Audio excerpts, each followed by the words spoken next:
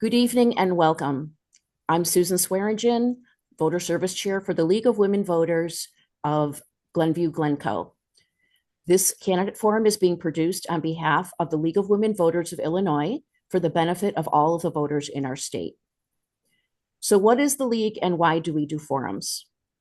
Briefly, the League of Women Voters was born from women defying the odds to publicly advocate for what was then a groundbreaking idea, then being about 70 years before 1920, the mid 1800s. This groundbreaking idea was expanding women's rights for education and professional opportunity in America. This led to the adoption in 1920 of the 19th Amendment to our Constitution, which recognized women's right to vote. The League was formed at that time to exercise that vote with ballot support for legislation that affected all Americans. For example, child labor laws, quality health care, clean air, water, food, access to quality education, protection of universal voting rights. Oddly, many of the same issues that we're still grappling with today.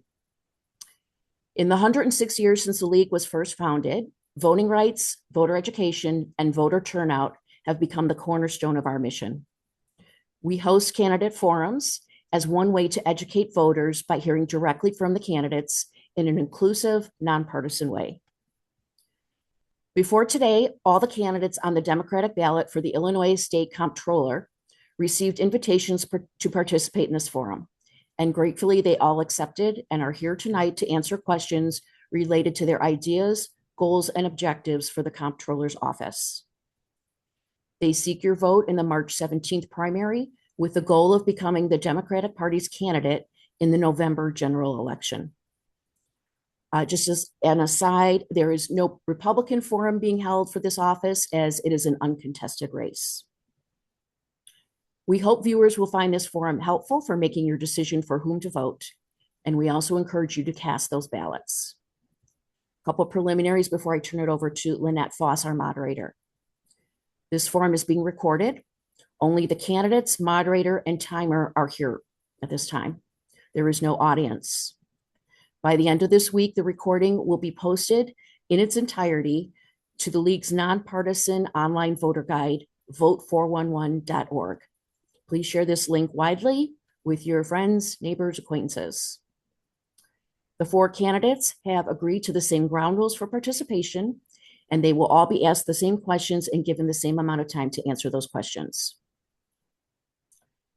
Let me now introduce our moderator for the evening, Lynette Foss. Lynette is a member of the League of Women Voters of the Lake Forest, Lake Bluff area. She lives in Lake Bluff and has been a member of that league for 12 years. She has served on their board for 8 years and has been moderating candidate forums all over the Chicagoland area for over 7 years. By day, Lynette is a biology professor at Lake Forest College. She also runs a musical and educational talent agency, and she sings and plays keyboard in several bands. Thank you, Lynette, and now let us begin. Thank you, Sue. As Sue said, I am a member of the Lake Forest, Lake Bluff Area League of Women Voters. And just to remind our audience that the League of Women Voters is a nonpartisan organization that neither supports nor opposes candidates or parties for any office. Providing forums is a major mission of the League of Women Voters so that citizens can become better informed about the issues facing their community and to become better acquainted with the candidates running. The format today is a candidate forum and not a debate. Candidates are expected to accurately represent the facts in their responses, despite their own views and opinions. We ask that candidates speak only to their goals and plans and refrain from speaking about other candidates. The candidates will begin in alphabetical order with their 90-second opening statements. They will then alternate the order in which they answer questions for 90 seconds. After the question portion of the forum, each candidate will give a 90-second closing statement. There will be no rebuttals. Times will be shown on the screen. Once the time limit is reached, candidates may finish their sentence and then we'll move on. Finally, to the candidates. On behalf of voters throughout the state, we appreciate that you are not only willing to serve in office, but that you agreed to be here tonight. So let's get started. Candidate Croak, You have 90 seconds for your opening statement.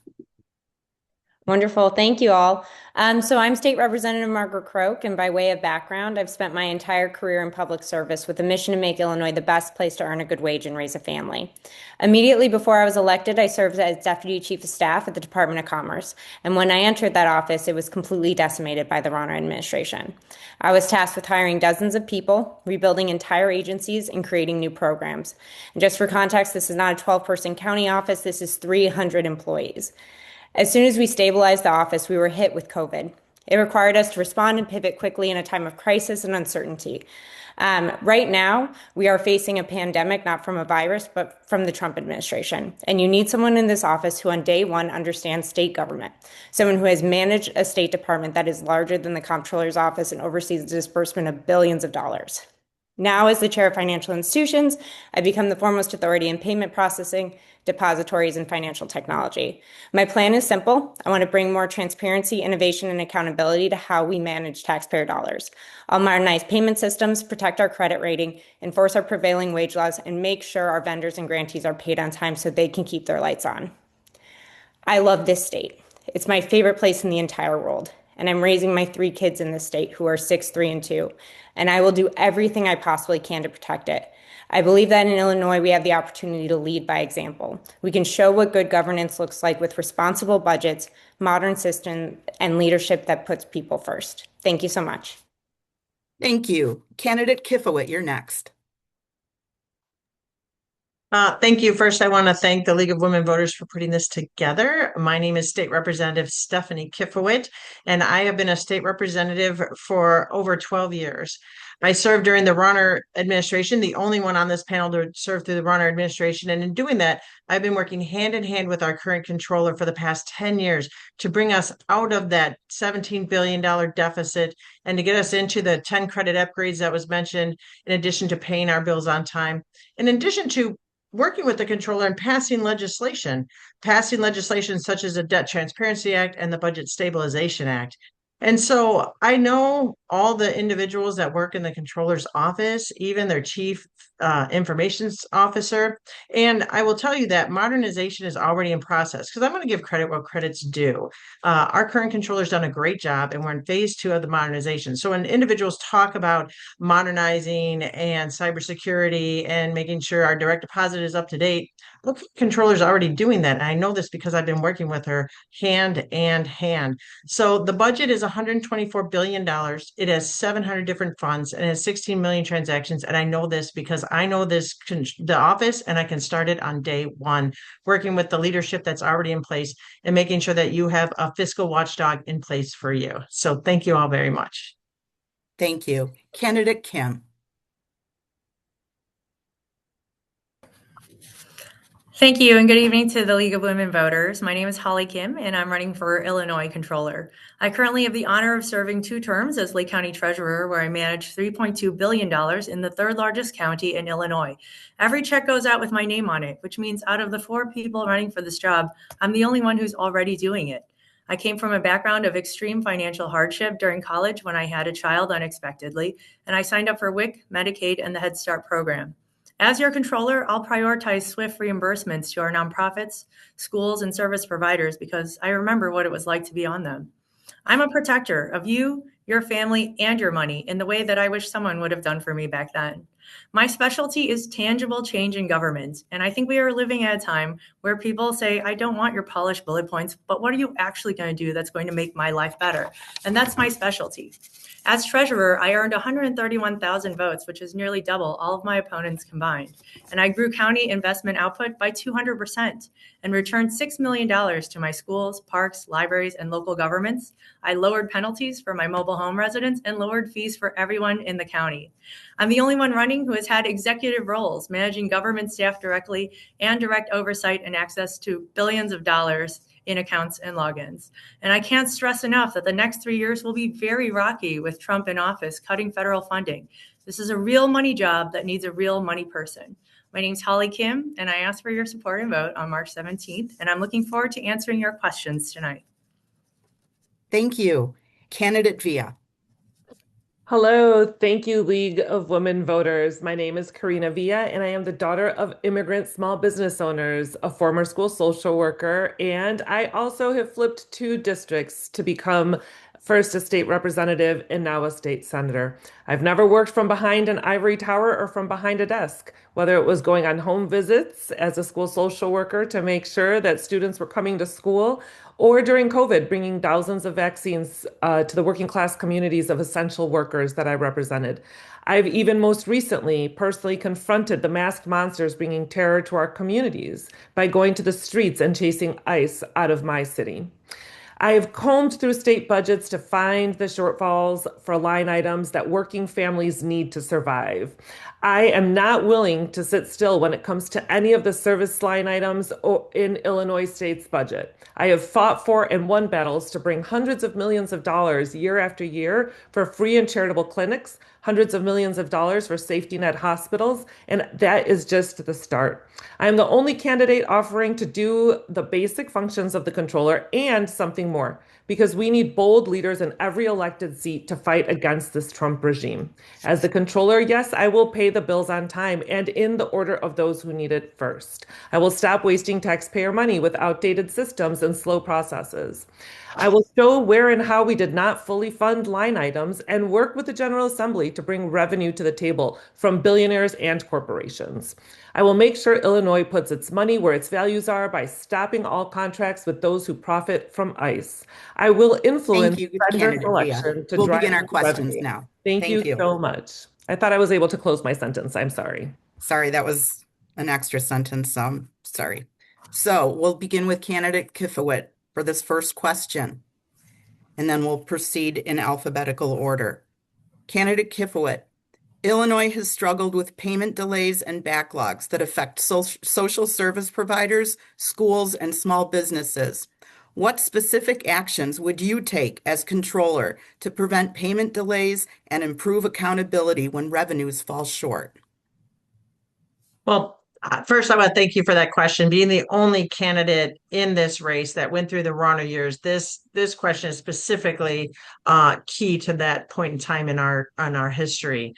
During the Rauner years, we had our income tax reduced from 5% to 3.75%, which incredibly caused hardship throughout the state of Illinois. And what we did, and working with Controller Mendoza when she came in, and what we did was looked at a matrix of prioritizing payments that needed to be paid.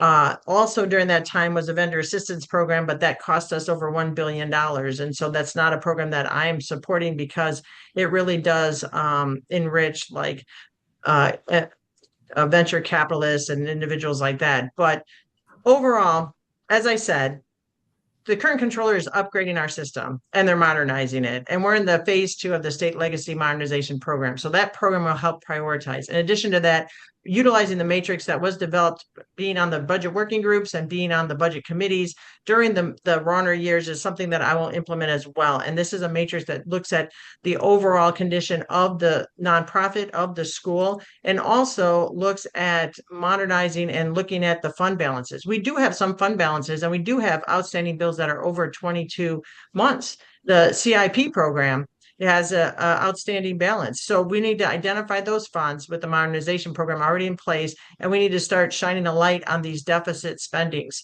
With regard to the Trump administration, I've seen this playbook before through Bruce Rauner. He's doing the exact same playbook. We need to have a rapid ready response team in place so that when monies become available, we can capture them and bring them to Illinois. So thank you very much. Thank you, candidate. Thank you, candidate Kifowit. Candidate Kim, same question.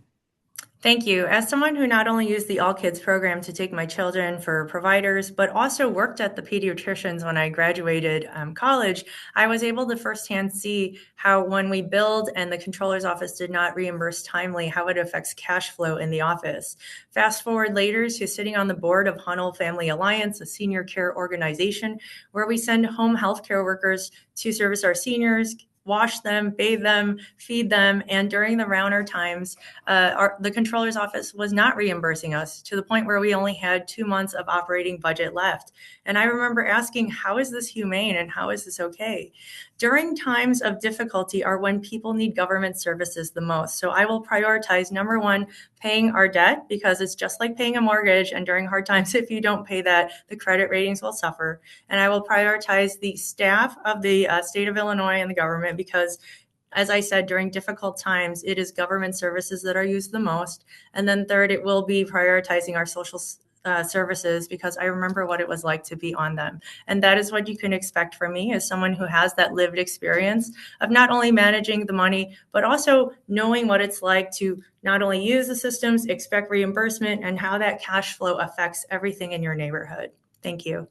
Thank you. Candidate Villa, same question. Thank you. I was working as a school social worker under those Rauner years in one of the most underfunded school districts in the state of Illinois. From that viewpoint, I got to see what was happening under this administration when the budget was not getting passed. Services like housing, schools, mental health services were not getting funded, and that was impacting people every single day. So I will make sure that we have a values-based payment criteria. First, we need to protect life and dignity. So paying down Medicaid, human services, shelters, violence intervention, public health. Next, we need to make sure that we're protecting our workers by paying payroll, health insurance, and earned benefits.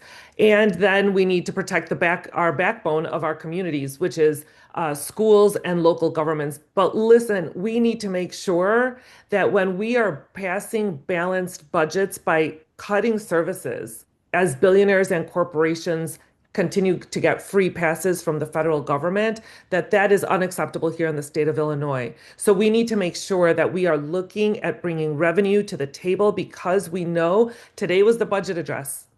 We know that we are in dire straits because of what is happening at the federal level. We need to be bold and bring new revenue to the state of Illinois from billionaires and corporations. Thank you.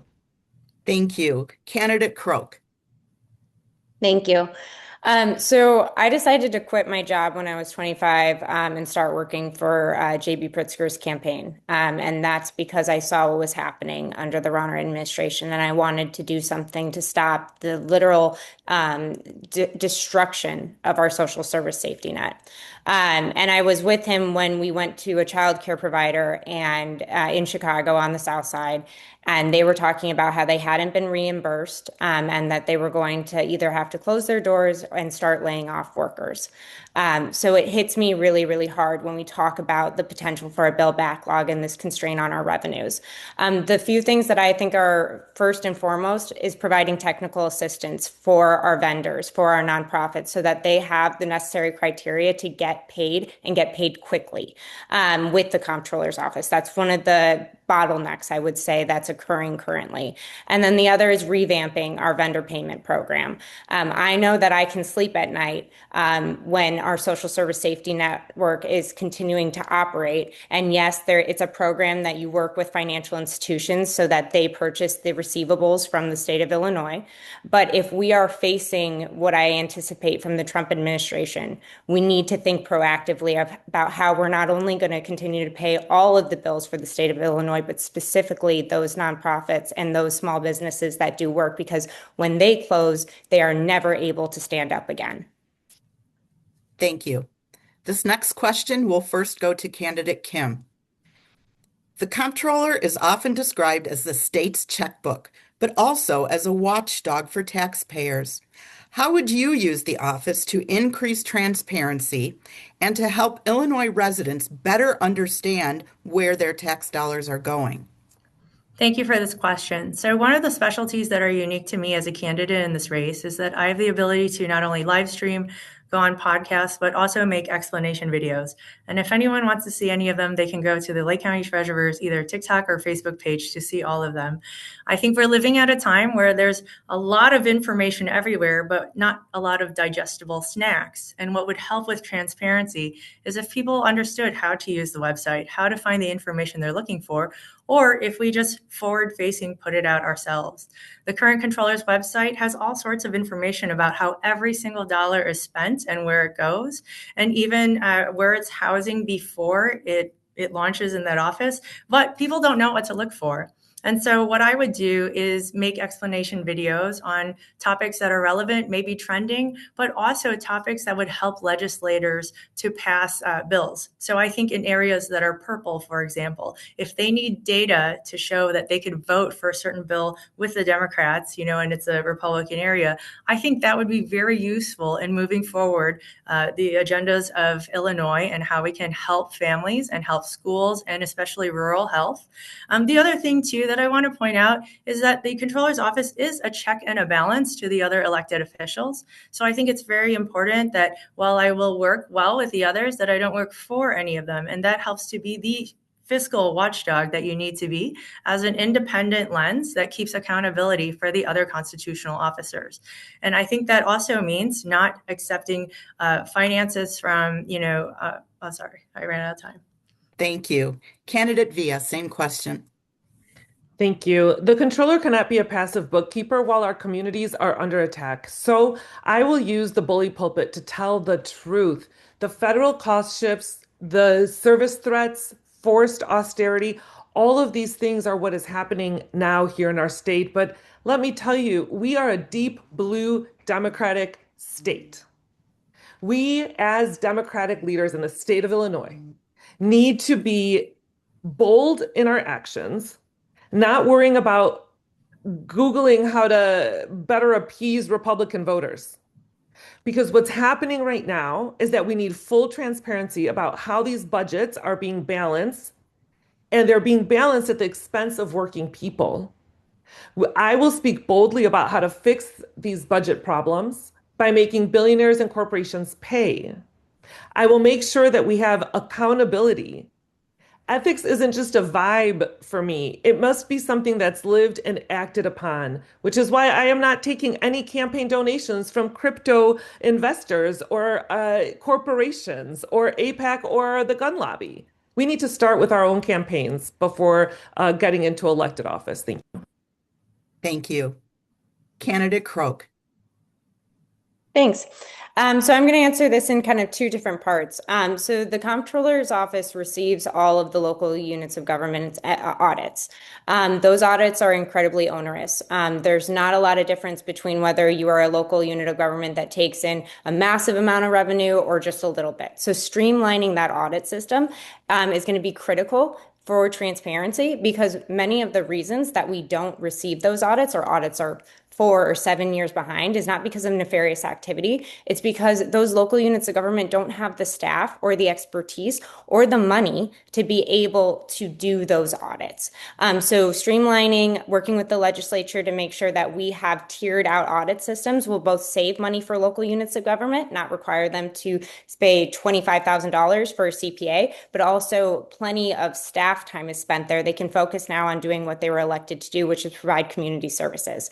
The other is creating a simple system where you can see the life cycle of taxpayer dollars. It is not simple right now. You should be able to see when we pass a budget that there's an appropriation for $10 million, that it went to the Department of Commerce, that it was released on this date to this vendor, they received the grant, and then the comptroller paid it on this day. We also should be able to see a breakdown of how those dollars are meeting our BEP goals. And are they going to minority-owned contractors? Are they going to women-owned contractors? And I think transparency on that front has been missing for a while. Thank you. Candidate Kifowit. Thank you so much. First, I want to take a bit of my time to correct some misstatements that were made by the other individuals on this call. We have what's called continuing appropriations, and things like payroll and debt service, those are continuing appropriations. So they're not something that's prioritized. Prioritizing is mostly with our social services and the discretionary funding. So I just wanted to point that out. As for transparency and accountability, I worked hand in hand with the current controller with the Debt Transparency Act. That shows exactly how our debt's being paid. That shows exactly how we are working with regards to the state of Illinois, and really does put information out there. One of the things that I think is so very important and was mentioned is to be an independent fiscal watchdog. And I am the only one on here that is truly independent. I stood up against Bruce Rauner during the Rauner years, standing up to our taxpayers and calling them out. You can see that on YouTube. And I also stood up against Mike Madigan, my own party, and he is now in jail. And so I do have a backbone with regards to standing up for the taxpayers. We launched our People First initiative, and our People First initiative will create a labor division looking out for working men and women, prevailing wage and OSHA standards, but also a nonprofit and community organization division that will help our nonprofits and communities know exactly where they are in the pipeline and know exactly how things are being paid. In addition to that, when I was endorsed by Congressman Danny Davis, we are going to make sure that we have diversity in the controller's office. Right now, less than 25% of the controller's office is diverse, and we will be initiating that as well. Thank you so much. On to the next question. This one will go to candidate Via first. How will you ensure independence from political influence? For example, what would you do if a legislator pressured you to delay or prioritize payments for political reasons? I love this question. I'm the school social worker. My North Star are the people of the state of Illinois, not powerful lobbyists. I've never introduced bills for someone I'm related to and to expand their business. That's not what I do. It's not in my track record. It's not in my receipts. Listen, I already stated earlier, I am not backed by these ultra wealthy donors. I'm not backed by MAGA Republican donors. I'm not taking crypto money, nor am I falling down this dark hole of money from other nefarious sources. I have the track record of doing my job based on what the people of Illinois need. Whether it's when I was a state representative fighting for vaccines for the workers in my district during COVID, whether it was chasing ICE out of the community as a state senator, my reason for serving is purely to improve the lives of the families that are struggling to make ends meet right now. They're the ones who will direct what I do as the controller. Thank you. Thank you. Candidate Croak. Thank you. The comptroller's office is a completely independent constitutional office, and I will be a completely independent constitutional officer. That means from other constitutional officers and also from the General Assembly. But at the same time, I do think people confuse independence with being combative or adversarial. The reason that I get so much done in Springfield and pass so many bipartisan bills is because I collaborate with my colleagues. I've built relationships to help me get things done for the people of Illinois, and I think you can see that reflected in the fact that more than half of the members of the House on the Democratic side have endorsed my campaign. When it comes to the example that you provided, absolutely not. I mean, especially for political reasons. I will say that there are going to be situations that we're all going to experience where a member of the General Assembly comes to us and they tell us a service provider in their area that does such great work, whether it's for families, communities, that they're going to close within the next 90 days if they are not paid by the state of Illinois. And they deserve to be paid within those 90 days. So I think those are always going to be conversations that we have. But I think that's a reflection of the fact that we have a democracy where we elected 118 people in the House and 59 in the Senate to represent their communities and know what is best for their communities. I don't pretend to know everything that is best for the people of the state of Illinois in that respect.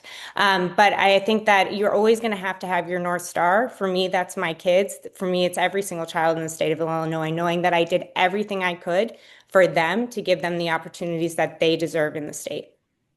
Thank you. Candidate Kifowit. Thank you so much. I appreciate this question. As I mentioned before, independence is standing up with what's right. And during the Rauner years, I stood up for what was right, to stand up for the people of the state of Illinois. I also was the only one to stand up against Mike Madigan, my own party. And that is what is independence, is to stand up for what is right. In addition to that, I've been an independent legislator. I have too, just like others have passed, virtually 100% of my bills are bipartisan, except for like one. 100 in the 13 years that I've been here. And for the most part, I served my country in the United States Marine Corps. I know what it's like to stand up. I went to Northern Illinois University. I have my master's in public administration and finance, and I was an alderman for the city of Aurora. So I believe that we need to stand up. I actually have voted against the last two budgets because of concerns that I had.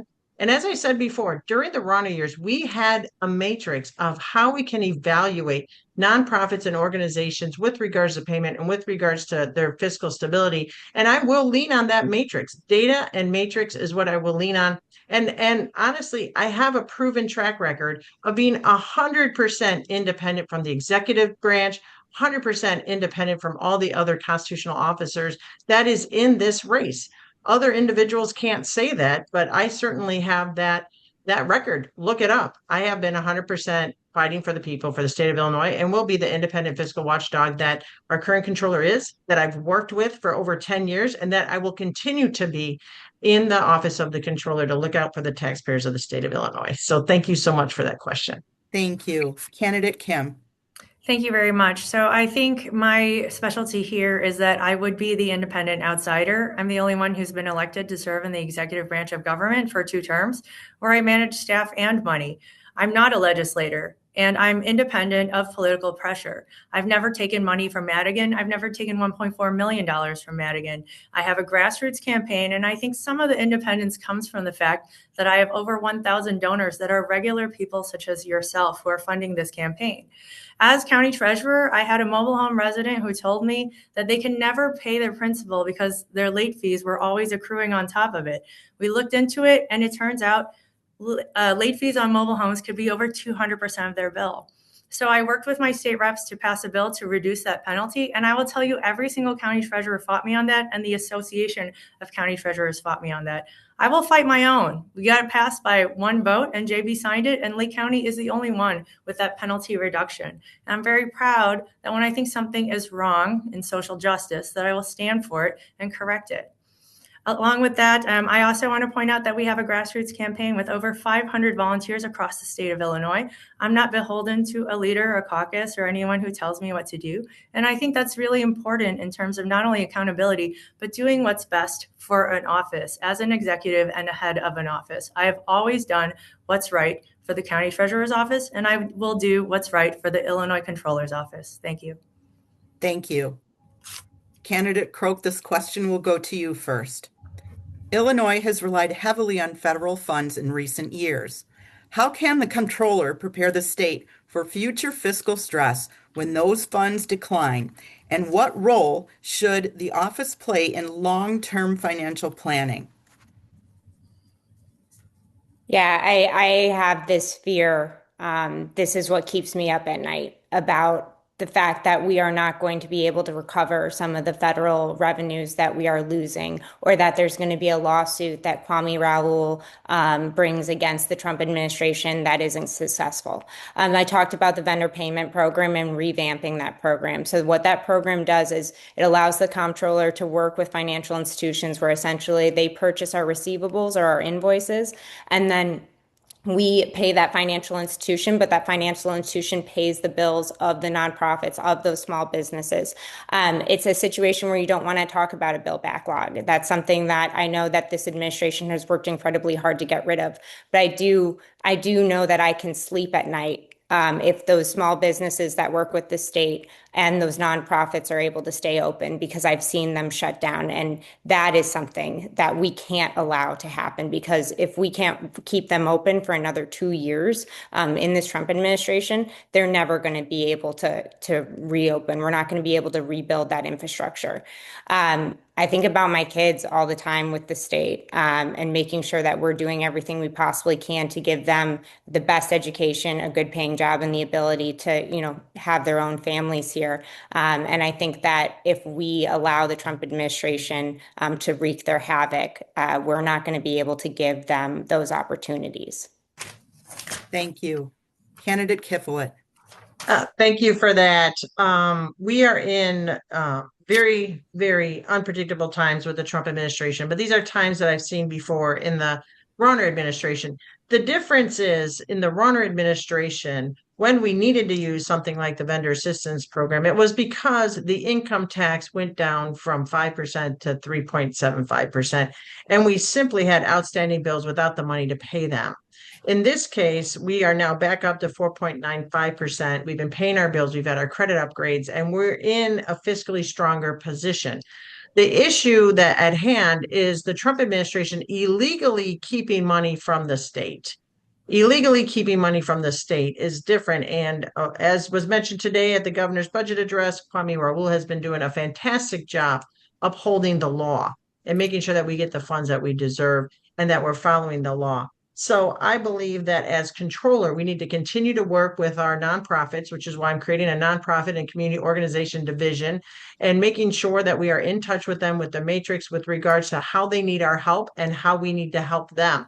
But also having a rapid response team that's rapidly responding to the swings of the Trump administration. When SNAP benefits were available November 1st, Illinois did not have a rapid response. We only got 50% of our funds when 6 other states had 100% of our funds. So we will make sure that we have a rapid response to rapidly respond to the Trump administration and to fight him every single way. And having a master's in public administration, government finance, being a registered financial advisor, being an alderman for 10 years, and a state representative for well over 13 years, working with 3 controllers. I'm the only one with the experience that we can do that. So thank you very much for that question.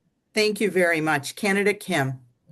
Thank you. So with 3 more years of Trump in office, it's even more important to have a weathered sea captain at the wheel, and I believe I am that candidate.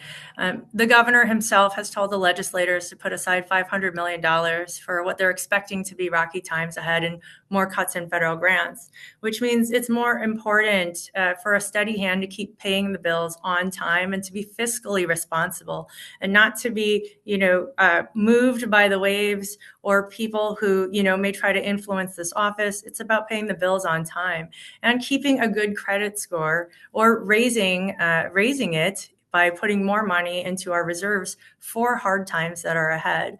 I do know the Comptroller's office has been working to try and pass a bill when revenues are outpaced by 4% or more, that some amount would automatically go towards paying into either the rainy day fund or the pensions as well. And it's been proposed out there by the Comptroller's office. Susana Mendoza has been pushing it. It has not passed both the House and Senate yet. If any of the legislators on the call want to hop on it, they could. It hasn't passed yet, though. And I think that would be fiscally prudent. Where it stops is when people can't decide at what toggle to put additional money in, and that hasn't been determined where everyone can agree. Also, in addition to that, though, I think it calls the question of whether we should be more self-sufficient ourselves as the state of Illinois.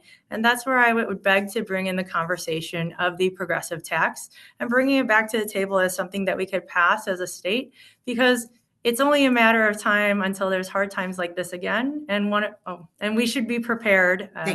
Thank you, Candidate Kim. Candidate Villa.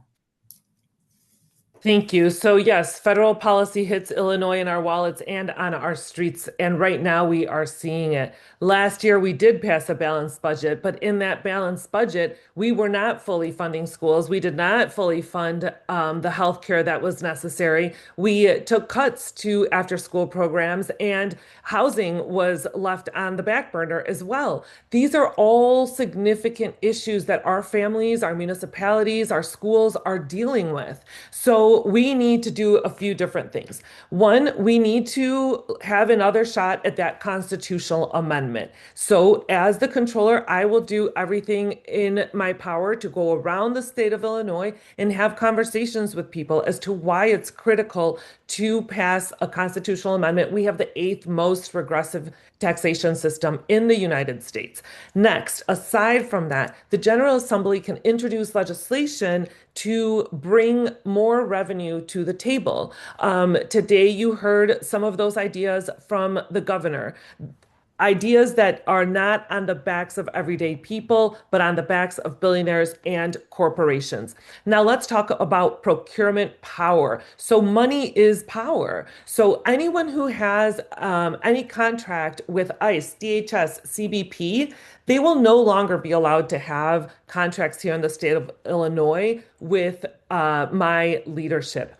I will also just continue to use the platform to tell the truth about the impacts of these federal actions. So cost shifts to Illinois, they Thank threaten you. our services. Thank you. All right, this next question will go to candidate Kifowit first. Much of the current campaign rhetoric talks about being accountable and responsive to constituents. What does being accountable mean specifically to you? And what specific steps would you take to ensure that your office is accessible and responsive?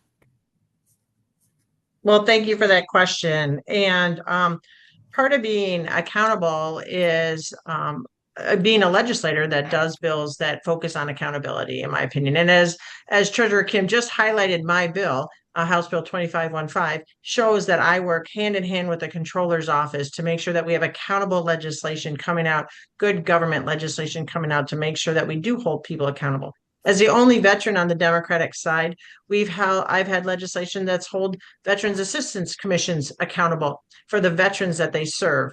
As a state representative for over 12 years, in addition to that, as a alderman for 10 years, having 20 years plus experience, I have always given out my cell phone on the radio. It is on my website. Individuals call me, they text me. I am completely available to the public, in addition to doing podcasts, in addition to doing graphics. We do a kid expo. We are in the community. And one of the things that I think that when we look at our People First Initiative and our nonprofit and community organization division, they will also be accountable to the community. They will be going out in the community. They will making relationships. Each nonprofit will have an individual caseworker that they work with hand in hand so that they know inside and out their situation.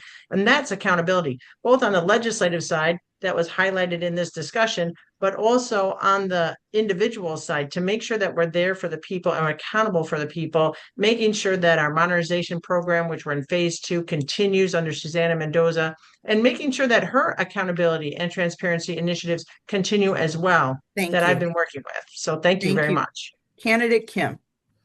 Thank you. As far as accountability, I'm a bit old school on this. I think there's really no replacement for meeting people face to face. As the only candidate in this race who's gone all around the state of Illinois multiple times to meet people from all the way down in Cairo to all the way over in Galena and everywhere in between, I've had a great time not only meeting with people, but learning about their area. And so they not only have my direct contact info, and I can be accessible through the internet as someone who does live stream and has every form of social media as well. We are living in different times where truthfully, some people don't want to ask a question at a town hall in front of 400 people. Maybe they want to ask a question in a live stream right to the candidate. And I think that has made it very accessible, not only to people who cannot, who doesn't have transportation, or maybe they have mobility issues, but using the tools that are available to us in social media and the internet makes candidates very accessible to the people who are out there. I also want to add that we have driven over 27,000 miles to meet everyone across the state, and we're still going around.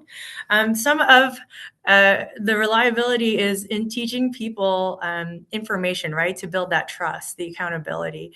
And so we have done explanation videos in my office as county treasurer on why there's less percentage you pay in APR if you actually pay your tax bill late. And by state statute, it's 1.5% as a late fee versus using your credit card, which could be up to 48%.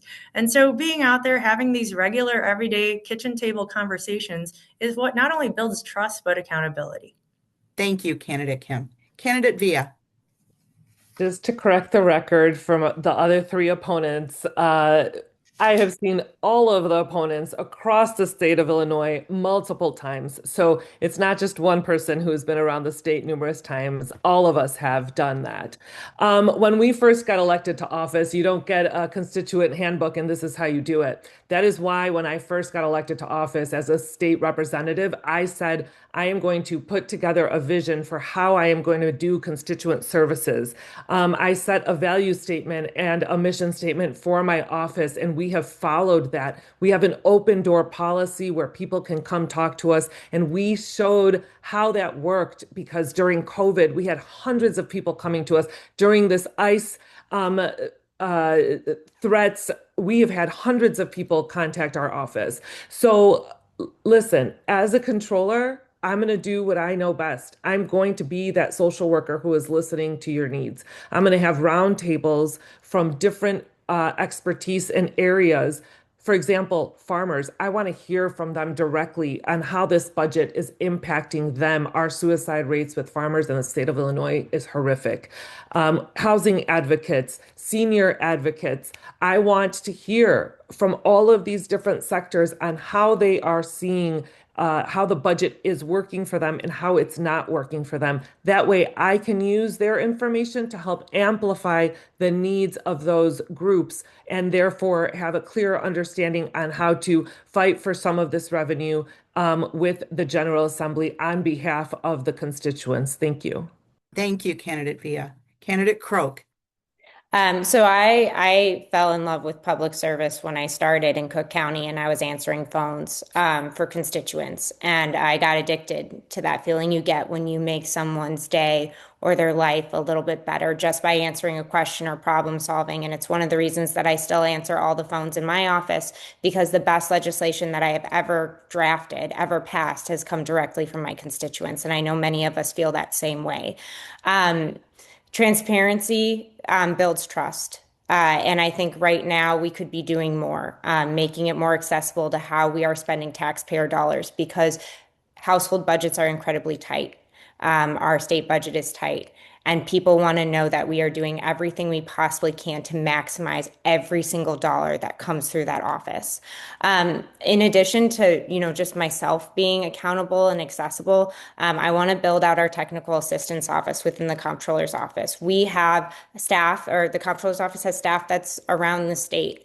I think one of the things we could be doing better is providing technical assistance when it comes to local units of government for their audits. Like I said, a lot of these units of governments, they're not doing anything nefarious. They just don't know how to complete their audits. We should be able to deploy a team to be able to work with them to get this done, and also help some of the vendors where they're at, making sure that they have the requirements necessary, that they have both the certifications, but also the paperwork to get paid quickly and on time as soon as they submit their invoices to the state of Illinois. Thank you very much. And we're at the time where we're going to be offering you our last question of the evening. This one will start with Candidate Kim. Should the state constitutional offices of comptroller and treasurer be combined? Why or why not? So my answer to this one is no, in that in the 1960s, there was rampant embezzlement and fraud that happened, which is why these two offices were separated in the first place.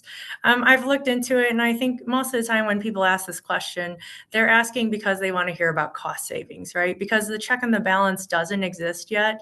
That would make it okay to merge these back together. So if we're talking about cost savings, the first thing I will do, there's nothing wrong with wanting to do the job, is I will process map this office to find inefficiency and not only launch software to make things more efficient, but also more transparent. I will tell you that when I receive transfers from banks, there's lots of details.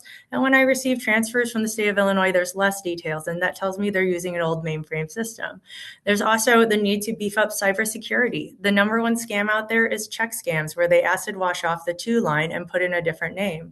So I think when it comes to things like that and procedural, again, there's nothing wrong with wanting to do the job. I can find efficiency within the office. And I think that's really where the question comes from most people, is they're at a point where they want people who think outside the box, and with modern technology, what else can you do? How can you make things more efficient? How can you save more money? And then pass that on to the taxpayers, right? That's really what they're asking. Also, too, I want to add that it's also very important to make sure bills are paid on time and that we keep our good credit ratings, so that if the state ever needed to borrow funds, that the percentage rate is kept at a good amount and low. These are honestly the main thrusts of the office of the controller. Thank you. Candidate Villa. I'm going to start with saying never say never.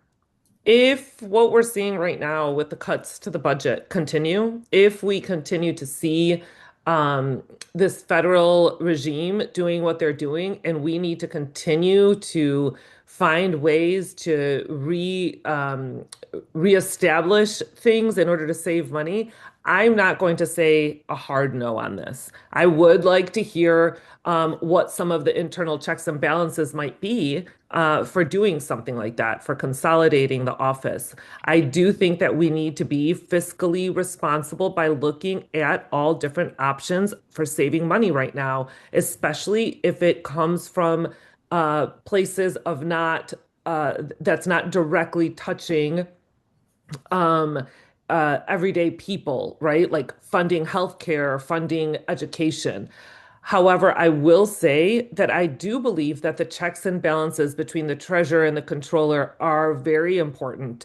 I do believe that there are different philosophies when it comes to investments, for example, investments that I would not be okay with that our current treasurer is okay with, right? And I would have a vote with that on the Board of Investments. So I do believe that there is necessity for checks and balances, but depending on how dire things get, I can't just flat out say no to an idea of saving money. Thank you. Candidate Croak. Yeah, I mean the two offices do separate functions, right? So the treasurer is the investor, the comptroller pays the bills and is that last line of financial oversight. I, at this moment in time, feel like anything that could threaten our credit rating with combining the two offices is something that I don't want to undertake because that credit rating is so incredibly important to the state right now. That credit rating has allowed our bonds to increase in their rating and potentially might be a way for us to pay off some of our pension and our unfunded liability because the interest rate on our bonds is better than the interest on our unfunded liability. So I don't want to do anything that would give the credit rating agencies pause. And unfortunately, in Illinois, we do have a trust issue. I saw this as someone whose first decision that I had to make as a state legislator was voting against Mike Madigan for the Speaker of the House and voting for Speaker Welch. So I would say we've seen in Dixon, there's an entire Netflix documentary about what can happen when these offices are combined, and that was just a local unit of government. So think about that massive fraud on the state level. And I think that for right now, with where we are as a state and how people view us, we want to continue to build that trust and that transparency, and this is a way to do it, to keep them separate. Thank you. Candidate Kifowit. I think in this question, it's so important to have a foundation such as mine and a master's in public administration with government finance, of which no one on this call has a government finance degree like mine. To talk about Dixon, actually, it was the auditors. It was the local government auditors that did not catch the embezzlement for Dixon. So, and the auditors actually got sued and paid that money to Dixon. So knowing the intricacies of government is so important with this question. Like back in the 1960s, there was a split between the controller and the treasurers, but we also put into place the auditor general. And the auditor general is not mentioned because nobody in this panel has worked with the auditor general, but I do. And the auditor general audits every single department for spending and accountability. And so I do believe that we need to look into it. I do believe we need to make sure that we have the checks and balances. But to me, a savings of upwards of $12 million is significant.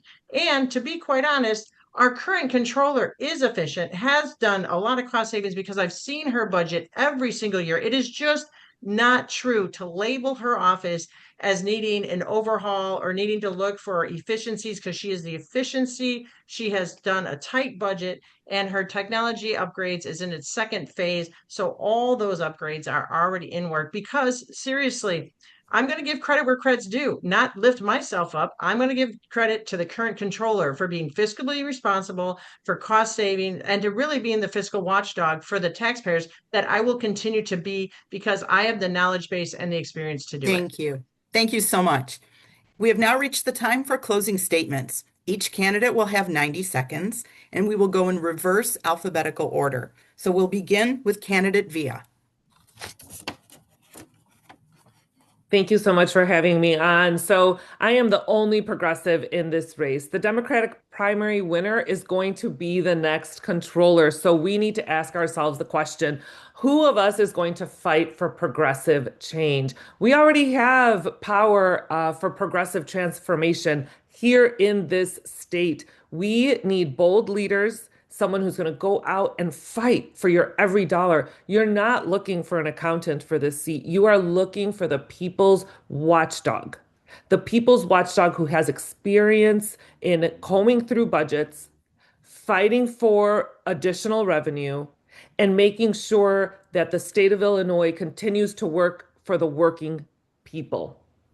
I am the best candidate for this seat, and I look forward to receiving your vote on March 17th. Thank you. Thank you, candidate Via. Next, we have candidate Kim. Thank you, everyone, for putting this together. Look, I'll just start with saying there's nothing wrong with wanting to do the job. I plan to modernize our outdated systems, maximize efficiency, and strengthen our cybersecurity. I'm going to expand our prevailing wage enforcement to protect our unions, and my niche specialty is protecting privacy rights. I'm a privacy rights advocate that follows the ACLU, and we need someone right now who will stand up to federal MAGA overreach.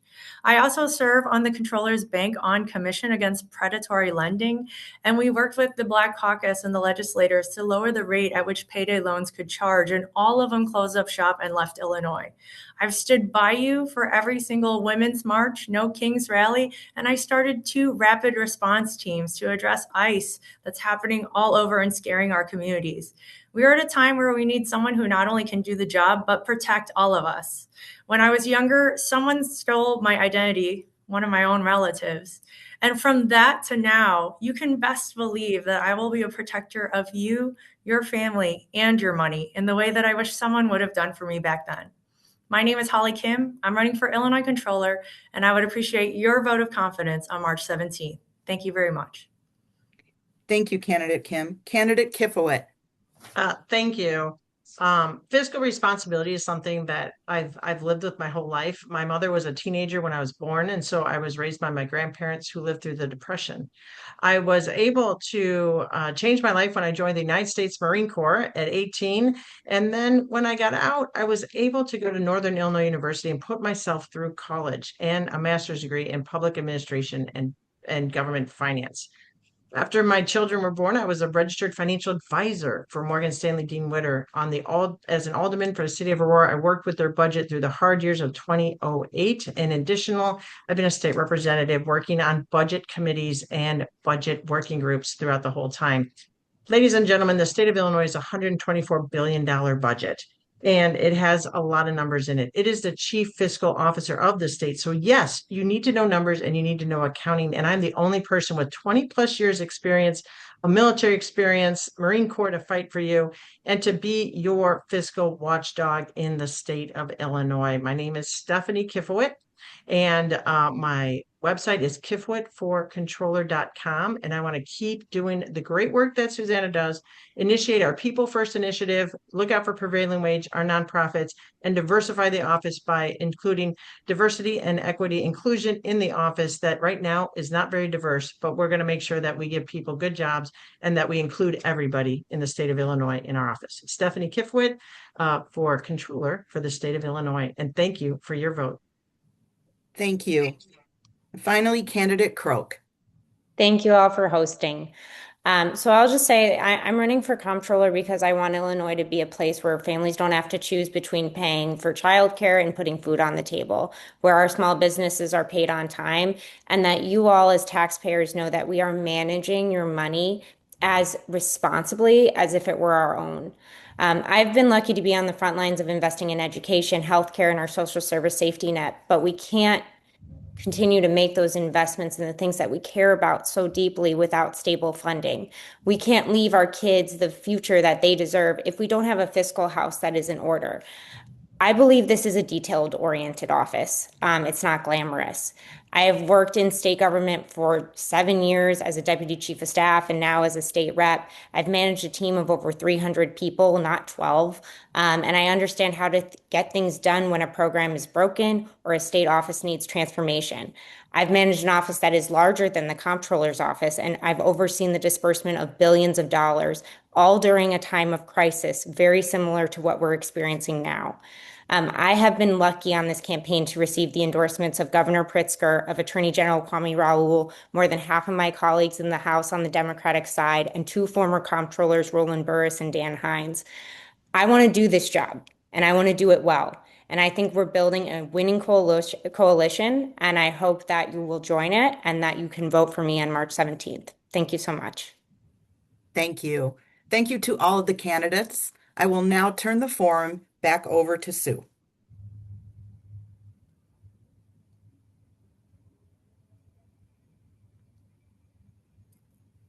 Sue, you're on mute. Of course.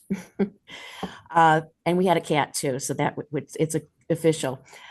Thank you to our candidates for being with us tonight and sharing your ideas, your goals, and your objectives for heading the Illinois State Comptroller's office. We wish you all well in your campaigns. Before we leave, I want to remind our viewers of some key upcoming election dates. The deadline for online registration is March 1st. Early voting in the courthouses and at our election authorities has already begun, but the early voting that you may be familiar with at the super sites begins March 2nd and runs for 2 weeks through March 16th. And of course, Election Day is Tuesday, March 17th, where you can vote in person. With all of these options in our very friendly voter state, we encourage everybody to take advantage and make sure that you cast a ballot. This year's election is robust and healthy, with many national, state, and county offices on the ballot, and most of them are contested. To help you decide who to vote for, the League's nonpartisan online voter guide, vote411.org, has information on most of the candidates. You can also use the guide to find out how, where, and when to vote. League members throughout the state are also available to help you make your voting plans. Visit our local League websites for contact information. And finally, I leave you with these words, often attributed to Thomas Jefferson. We in America do not have a government by the majority. We have a government by the majority who participate. Illinois voters, be in the majority and make sure you cast your vote. Thank you.